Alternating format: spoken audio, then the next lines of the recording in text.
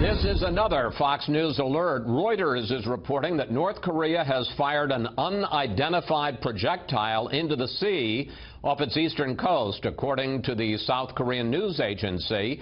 A piece of news that has just suddenly broken. Let's bring in our panel. Matthew Continetti of the Washington Free Beacon, Karen Tumulty of the Washington Post, and Byron York of the Washington Examiner. I suspect that the North Koreans did not know about Hurricane Harvey, but Karen, their timing is impeccable, isn't it?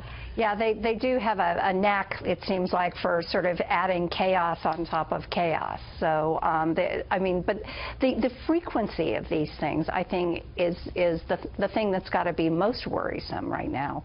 Yeah, now we need to point out that there's an awful lot we don't know. Again, we have not independently been able to verify this report of a missile test. We don't know anything about the nature of the missile, whether it was medium range or long range, anything like that. So, but it does seem to be an indication. There are a couple of sources now reporting that North Korea has fired another projectile. One assumes it's a missile. Byron, it's interesting because there had been some talk on the part of the Trump administration that maybe Kim and his regime was backing off and quieting down a little bit. After all, the threats that talk about fire and fury, now apparently not so much. That's right. We should never be surprised when North Korea does this, but I believe the Secretary of State Rex Tillerson said a few days ago, well, gee, it's been a good while since they've last fired a missile. The idea being that they had backed off.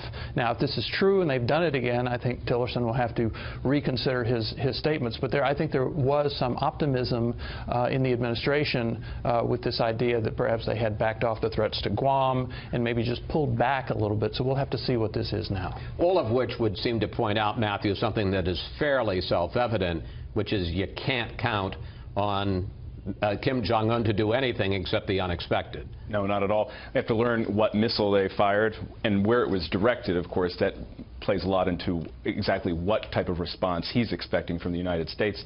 Though you get the sense sometimes that we have President Trump with a whack-a-mole presidency. You know, he hits one crisis in Afghanistan, he has another crisis on the domestic front, and just when you think that the North Korean front is settled down, here he pops up again.